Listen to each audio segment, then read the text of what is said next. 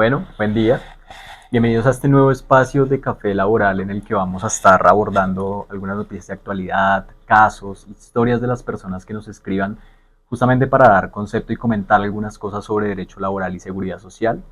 Estoy hoy con la doctora Mónica Quintero. Vamos a comentar algunos casos que nos han llegado relacionados con algunos precedentes recientes de la Corte Suprema que son pues de mucho interés de cara a los cambios que se están gestionando y de cara también a la coyuntura de reforma que estamos viviendo.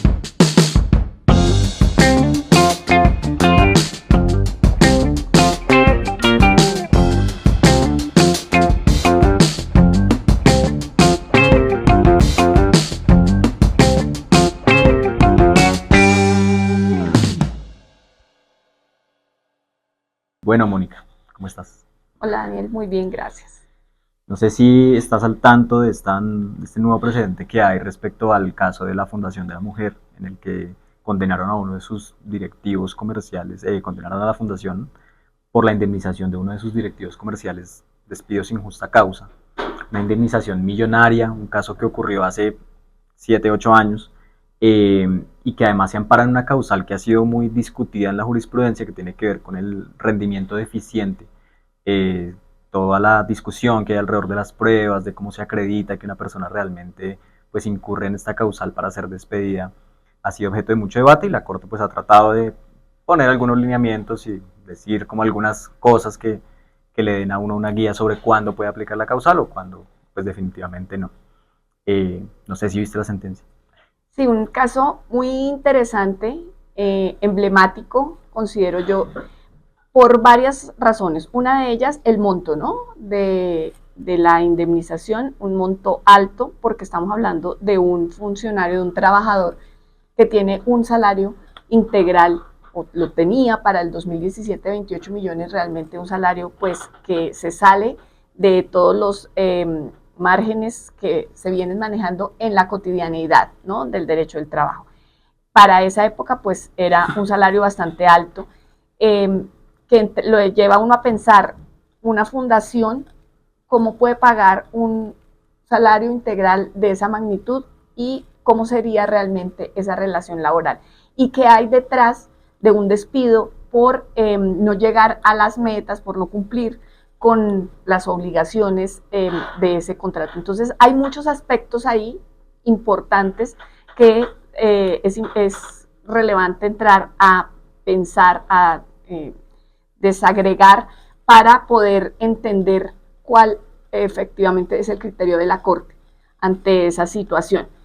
Como te digo, inicialmente el tema económico, que me parece que es primordial en este caso, cómo se da ese contrato, cómo estaban pactadas esas condiciones en las cuales este trabajador debía cumplir ciertas metas y qué control hace el empleador frente a ese cumplimiento de metas, porque efectivamente la Corte encuentra que el tema probatorio no fue el adecuado, ¿no? No se Sí. llegó a la conclusión de que efectivamente había un incumplimiento del contrato por parte de este trabajador.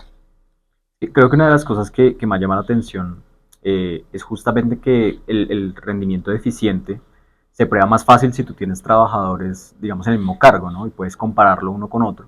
Uno podría, en principio, sugerir que el trabajador se puede comparar consigo mismo si uno analiza su rendimiento en otros momentos. Pero cuando se tiene un cargo de tanta relevancia, lo que tú dices, con un salario tan exorbitante, digamos, para la época, e incluso para esta época, e incluso con esta bonificación extralegal que se comenta en la sentencia, que era de más de 150 millones, una cifra pues extraordinaria, eh, ¿cómo se prueba? Es decir, porque ahí también queda como este sinsabor de entonces nunca se podrá alegar una justa causa de bajo rendimiento, de rendimiento deficiente para despedir a un trabajador, es decir, siempre vamos a tener que acudir necesariamente a la indemnización. Y sobre todo en estos casos que las indemnizaciones son astronómicas, ¿no? Entonces entran a jugar muchos aspectos que llevan a reflexionar precisamente a las empresas. Cuando yo voy a contratar un trabajador de tan alto nivel y necesito pactar un salario integral alto, también tengo que pensar que esa relación va a poder terminar en algún momento y que efectivamente como empresa, como entidad, puedo tomar la decisión de no querer seguir con esta persona o de que la expectativa que tengo frente al rendimiento no sea la adecuada. Y para, pienso yo, y según lo que dice la Corte, para menguar esas situaciones y para tratar de prever, es muy importante, son importantísimas las cláusulas del contrato, pero también lo que tengamos en el reglamento interno de trabajo y lo que vienes diciendo tú. Cuando tengo varios trabajadores en el mismo cargo, pues el reglamento interno de trabajo puede ser muy útil, pero si es un trabajador muy especial para una labor que amerita pagarle un salario muy alto, es importante que ese contrato tenga sus cláusulas muy bien establecidas, determine exactamente cuáles son las metas que yo espero de ese trabajador, que yo espero de su desempeño, para que de esta manera, si no se cumplen, pueda efectivamente disciplinarlo. Ahora, en cuanto al reglamento interno de trabajo, es clave tener los puntos establecidos para el tema de las sanciones y que yo pueda saber como empleador que la norma que está en el reglamento interno de trabajo me diga, estas son los, digamos que la falta en cuanto al cumplimiento de metas, en este sentido, que no haga la tarea de cierta manera, porque es que el tema de metas también puede ser aleatorio, pueden pasar mil cosas, y después de que tuvimos el COVID, después de que estuvimos en pandemia, sabemos que hay situaciones efectivamente de fuerza mayor que pueden llevar al no cumplimiento. Entonces, es más la obligación de medio, ¿no? De la tarea que realice este trabajador y que lo lleve efectivamente al cumplimiento de metas, o que no está cumpliendo, o que tuvo un descuido, o que no hay el efectuar esa labor se le dificultó por X o Y razón atribuible a él, y eso tiene que pensarse muy bien frente a la contratación de esta persona, pero sobre todo tenerlo dentro del reglamento interno de trabajo, con claridad, para establecer cómo le voy a hacer un proceso disciplinario y cómo lo voy a llevar a unos descargos donde él venga y pueda traer unas pruebas y me pueda decir, mire, no cumplí metas por esta razón. Y ya entrar a evaluar si efectivamente esas pruebas son relevantes y puedo pensar en un despido o en una sanción diferente, como una suspensión, una multa, un llamado de atención, para que este trabajador pues se ponga en consonancia con su contrato y pueda cumplir con las metas que estamos teniendo o que estamos previendo para él. Y hace poco, Moni, teníamos un caso que discutíamos acá en la firma relacionado justamente también con un bajo rendimiento, pero era de una persona que, a diferencia del caso de la Corte Suprema, pues no llevaba estos veintitantos años, sino a duras penas 6 meses, ¿no? Y comentábamos un poco, bueno, qué pasa ahí con el periodo de prueba, es decir, no, si no cumplió, digamos, dentro de ese rango de tiempo, ¿por qué habríamos de darle un contrato y empezar una relación laboral cuando claramente desde el periodo de prueba se avisora que no, digamos, va a dar la talla con las expectativas que se tiene sobre el contrato de trabajo? Y otro tema que me llamaba la atención de lo que comentas sobre las sanciones, también creo que es muy importante, y creo que es algo que se deriva directamente del Código del Trabajo, que en estos casos de bajo rendimiento pues se debe acreditar que efectivamente el empleador hizo un llamado de atención, estuvo al tanto de calificar y de medir qué fue lo que fue ocurriendo, y que se tomaron medidas para tratar de mitigar esta situación. Pero en el caso en que no se toman esas acciones y simplemente se acude ya al proceso de despido diciendo, ve, aquí está la justa causa y aquí está la terminación de su contrato, su liquidación. Creo que eso también es otra cosa que debe ser tenida en cuenta, como que a veces las personas dicen, no, es solo alegar la causa y ya quedó, y no contemplar que existen unas obligaciones por parte del empleador digamos, de evitar el despido, digámoslo de alguna manera, y de surtir un proceso adecuado pues con el reglamento interno, no solamente decir, vea, usted lo cumplió con la meta y ya se acaba su contrato de trabajo. Sí, es el tema también de clasificar y dosificar las sanciones, ¿no? Porque pues en el Código Sustantivo del Trabajo tenemos que hay causales para el despido, clarísimas. Entonces, si no tengo nada en el contrato, si no tengo nada en el reglamento interno de trabajo, pues esas causales, efectivamente yo podría entrar a tenerlas en cuenta para un despido, siempre y cuando garantice el debido proceso, siempre y cuando le dé al trabajador la posibilidad de defenderse, le diga generalmente por escrito, ahora por correo electrónico, mire, venga a una reunión, tengo estas pruebas de su mal desempeño, venga a esta reunión, le doy 2 días, 3 días para que usted se prepare, consiga las pruebas, traiga un testigo y defiéndase frente a estas pruebas que yo tengo. Y ahí efectivamente podríamos entrar a hablar de un despido si están dentro de las causales del código. Ahora bien, no siempre se quiere despedir al trabajador y no siempre estas causales dan para despido. Por eso el tema de el reglamento interno de trabajo es tan importante, porque nos permite entrar a pactar causas graves, perdóname, sanciones, no sanciones, sino actitudes graves, leves y gravísimas, ¿no? Y las gravísimas pues serían las del código, las que dan para despido. Pero hay situaciones leves y, por ejemplo, si yo voy evidenciando que este trabajador de 20 y pico de años, que es el comercial, que le pago un salario altísimo, empieza a fallar, pues tengo el momento, tengo la posibilidad dentro de mi reglamento interno de trabajo de llamarlo a unos descargos, de hacerle un llamado de atención, de decirle qué es lo que está pasando. Pero, por ejemplo, en este caso se evidencia que la situación tiene elementos adicionales, ¿no?, al desempeño del trabajador que llevan a la empresa a tomar esa decisión. Y creo que esa es la subjetividad que encuentra la Corte Suprema de Justicia ahí, que no permite el desarrollo del derecho fundamental al debido proceso, que no lo evidencia de manera clara, y por eso toma la decisión de que esta persona sea indemnizada de una manera ejemplar, que eso implica pues una cantidad de plata muy grande.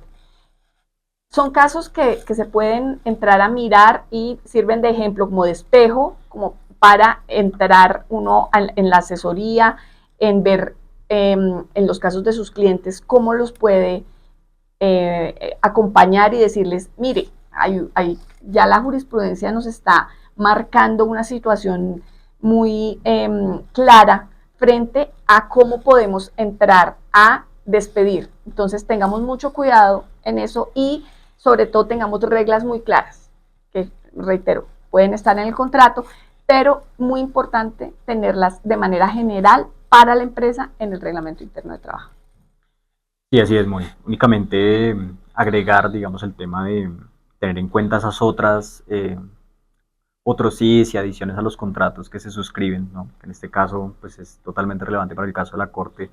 Se había pactado mediante un otro sí la bonificación extralegal, eventualmente si los trabajadores tienen convención colectiva, pacto colectivo, ahí también pueden haber otros conceptos relacionados con el cálculo y los montos de indemnización. Y sin duda, pues este caso es muy interesante, digamos, de cara también al estudio de otra reciente sentencia de la Corte Suprema en la que falló lo contrario, ¿no? En que fallaba, sí, aquí sí se comprueba que no hubo un rendimiento esperado y sí se constituye la justa causa, que lo podríamos hablar pues ya de lleno en otro, en otro momento.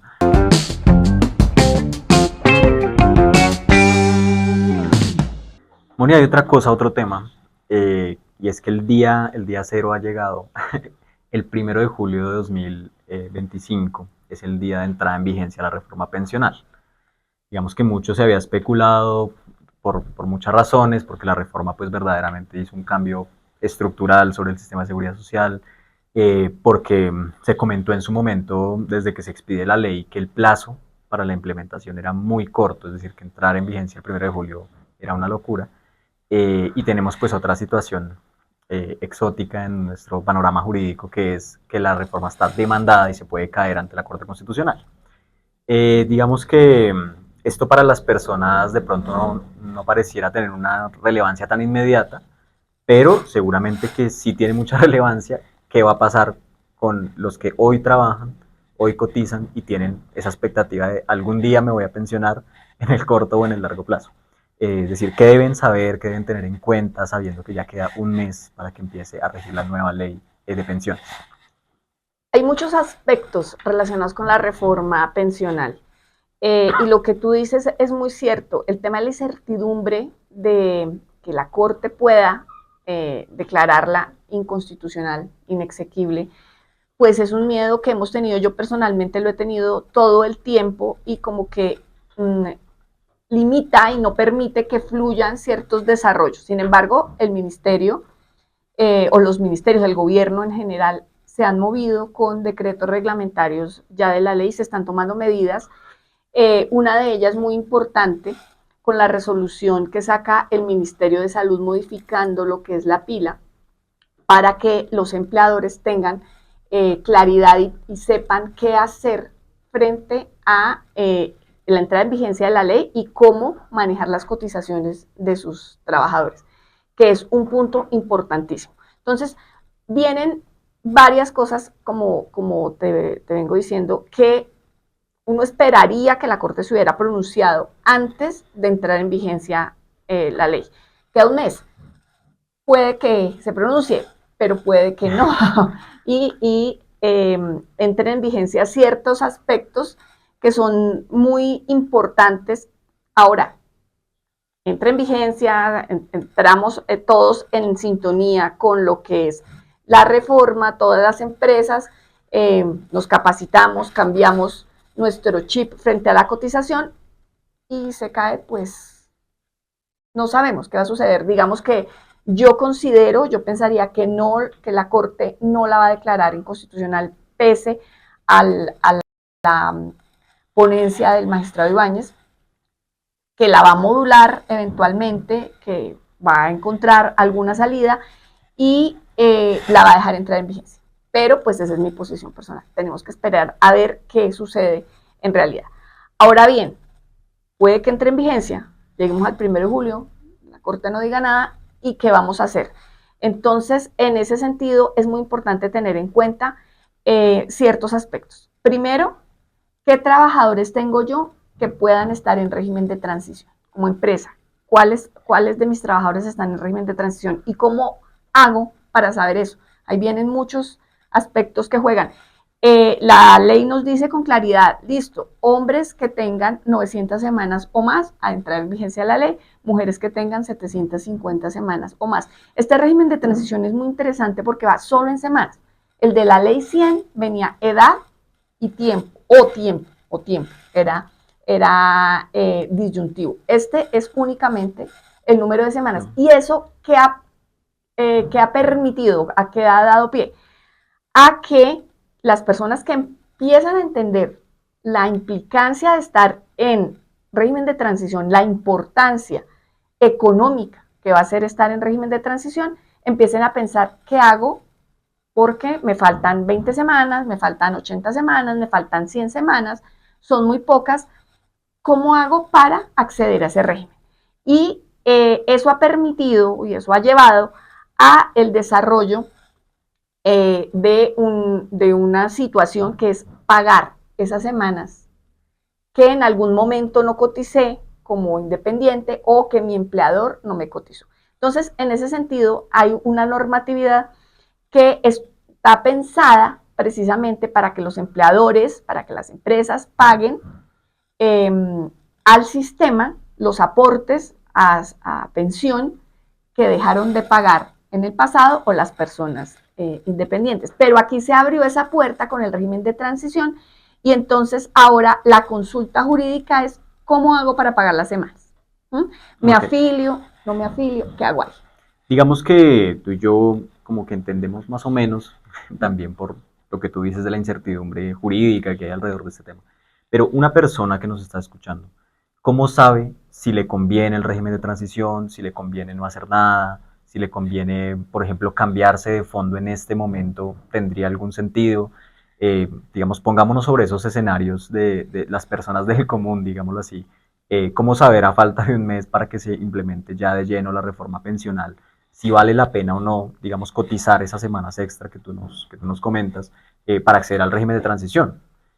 Porque, digamos, hubo una fuerte discusión durante el trámite de la ley en que los fondos privados decían que esta ley, pues, en realidad iba a ir en detrimento de muchas personas que podían pensionarse con menos semanas, con las 1.150 semanas que se permitían en el fondo privado, y que ahora, pues, eso no se va a permitir porque entonces ya desaparece el fondo privado, digamos, como excluyente de Colpensiones. Entonces, ¿cómo se abordarían esos escenarios? ¿Cómo sabe una persona si le conviene realmente cotizar para acceder al régimen de transición? Lo que tú dices ahí es muy importante. La ley abre digamos, muchas posibilidades en beneficio precisamente de las personas, de los afiliados, de los futuros pensionados, porque uno de sus principales objetivos es ampliar la cobertura, que sean muchos los pensionados, sino la universalidad de las personas mayores logren una pensión. Y veníamos en Ley 100 de un 27% de cobertura, previo a Ley 100 había un 23, 24%, entonces la idea es tratar de buscar que todas las personas tengan un ingreso en su vejez. Y hay diferentes puntos, ¿no? Según las características de cada no solamente trabajador, porque es que esta ley está hablando más de protección social en general, ¿no? Entonces aquí hablamos de trabajadores o de los independientes o de las personas pues, que no tienen ningún recurso. En ese sentido, y para el tema de las empresas, ¿no? que es uno de los puntos importantes y los que más se consultan, ¿cómo hago yo para saber si mi trabajador está en transición o no? Porque ese es uno de los puntos. Entonces, inicialmente, el trabajador tiene que pedir su historia laboral, saber la información en su fondo de pensiones, cuántas semanas tengo a la fecha y hacer la cuenta cuántos va a tener al 1 de julio, si sigue pues con su relación laboral o si sigue cotizando al sistema de pensiones. En ese sentido, hablamos de las 750 semanas de las mujeres, 900 semanas para los hombres. Pero aquí hay un tema que es el pago. Si me conviene o no me conviene la transición. Y en términos generales, yo que les diría, siempre va a convenir la transición. ¿Por qué? Porque con Ley 100 yo me pensiono con los 10 últimos años, con el IBC, con el ingreso base de cotización, con el valor que cotice durante los últimos 10 años anteriores a mi pensión. ¿Eso qué quiere decir? Que yo puedo cotizar hasta 25 salarios mínimos si tengo la capacidad de pago de esa cotización. Mientras que con la reforma, con la ley nueva, yo solamente voy a poder cotizar hasta 2.3 salarios mínimos.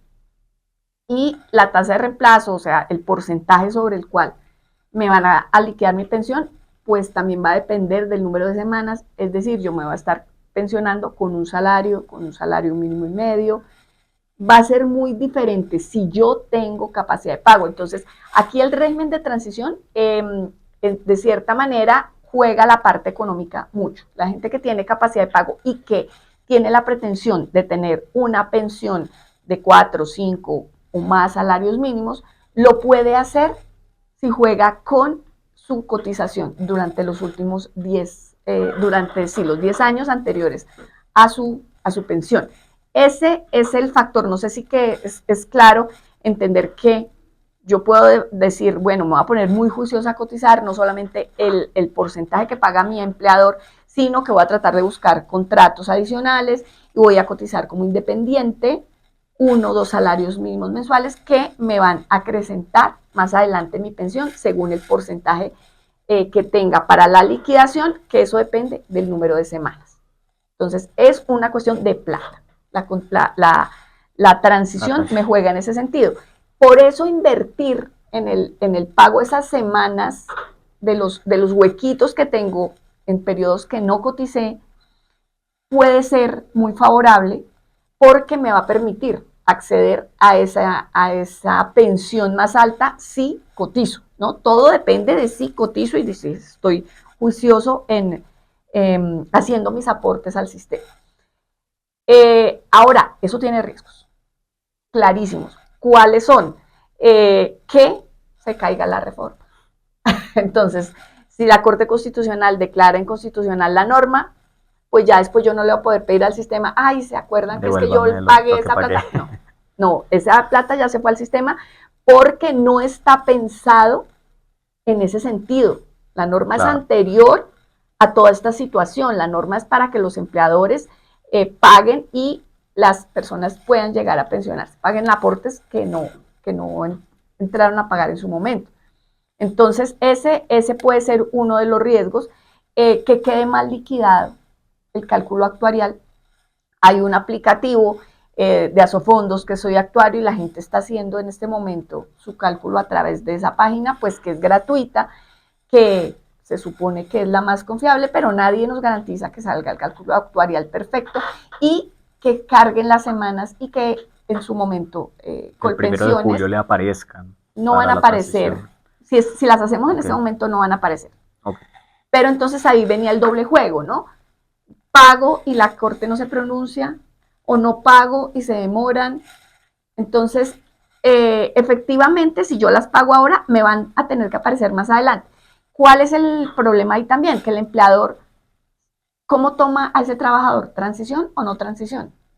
Entonces, inicialmente se va a presentar ese conflicto. Clarísimo cuando vayan a hacer los aportes a la seguridad social. Porque si no está en transición, yo tengo que pagar a Colpensiones solamente el aporte por 2.3 salarios y a la ACAI o a los antiguos fondos de pensiones que haya elegido mi trabajador, le tengo que pagar el resto.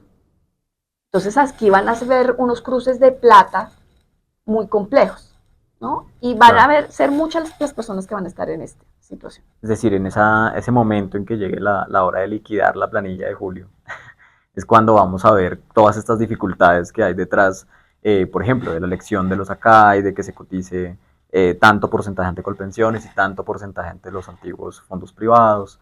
Hay como muchos desafíos en ese tema y con la expectativa de lo que diga la Sí. Corte Constitucional, pues será muy complejo. Esa mora de la Corte juega muy en contra de no solamente la implementación de la ley, sino de esta tarea que tienen que hacer las empresas. Que no hay nada que hacer. Tenemos que entrar a cotizar de manera adecuada el aporte pensional. Entonces, mi trabajador puede que me venga y me diga, le juro que estoy en transición. Claro. Pero si yo no tengo la prueba de las semanas, pues Puede haber un problema es grandísimo para el muy empresario. complejo. La empresa, en mi concepto, debería entrar a cotizar conforme a lo que le pruebe. Porque hasta tanto no le carguen las semanas, es difícil.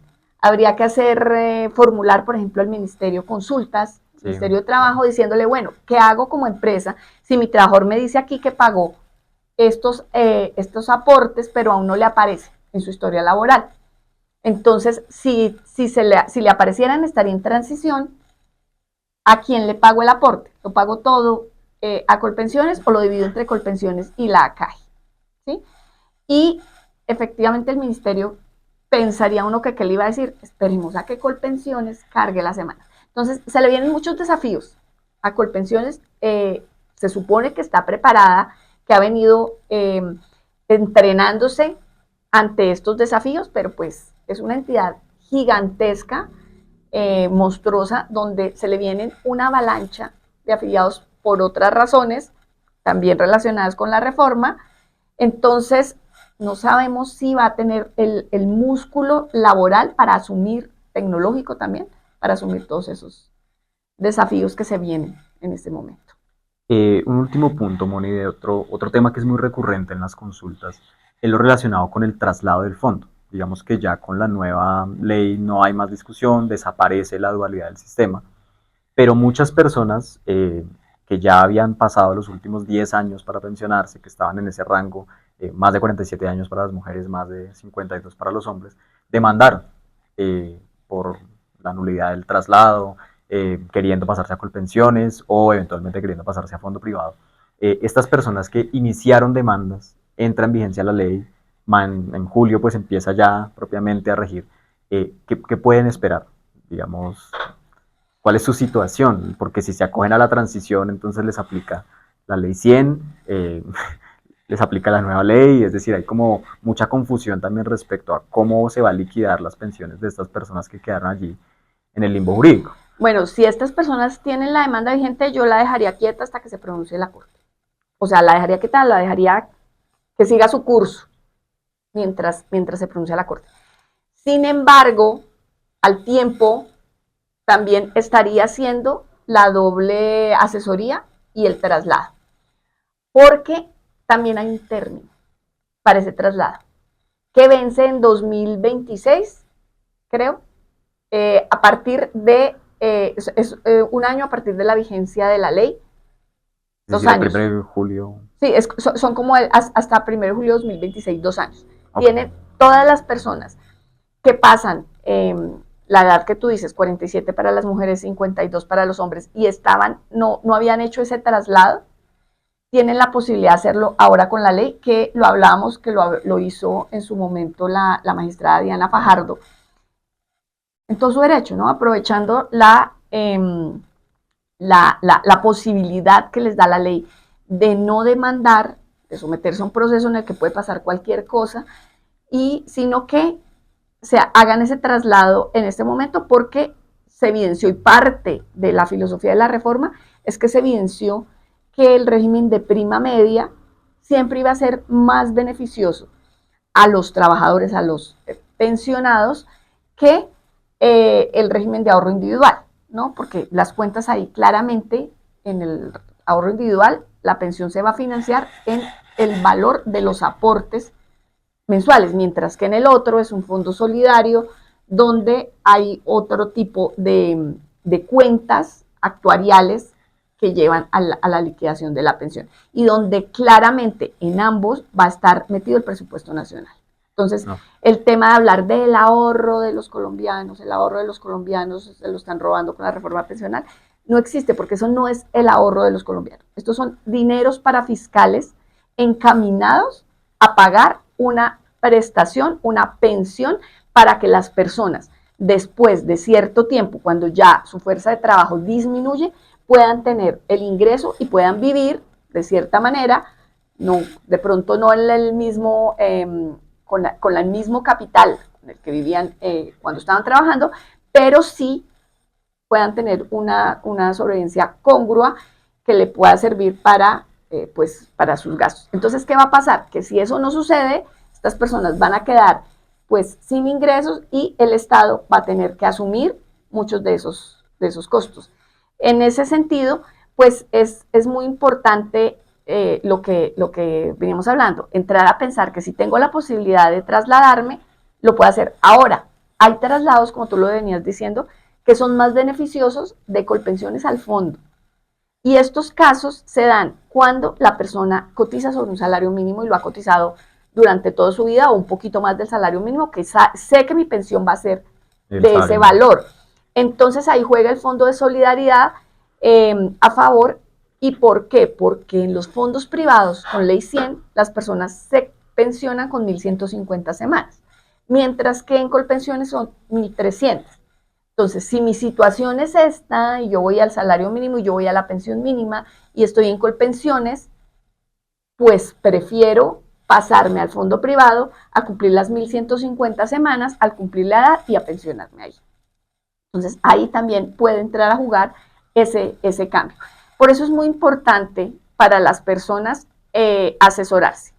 Y no solamente es la consulta con el abogado, la cual pues es muy importante, pero también entrar a mirar la norma, a tratar de entenderla, no solo ante las entidades, porque desafortunadamente las entidades, los fondos privados y la misma Colpensiones, pues desinforman mucho. Entonces sí es muy importante estar pendientes de las noticias, estar muy empapados de la realidad, porque es que el tema de la pensión implica de qué vamos a vivir más adelante. Es muy importante. Cuando uno está joven no piensa en eso, pero cuando va llegando a la edad ya empieza a ser un tema que lo hace pensar, que lo hace analizar y que lo hace en muchos casos pues tomar una consulta, pagar una consulta para que un profesional le diga con claridad, mire, esta es su situación, esto es lo que debe hacer. Es decir, habrá que esperar el pronunciamiento de la Corte. Seguramente se van a presentar nuevas demandas ya puntualmente sobre algunos artículos de la ley y seguramente nos enfrentaremos también a un escenario de reclamos por condición más beneficiosa en el régimen anterior, en el régimen actual. El tema de las 50 semanas de reducción por cada hijo seguramente va a dar para muchas discusiones en materia pensional. Lo dejamos hasta acá, hasta que ya conozcamos el pronunciamiento.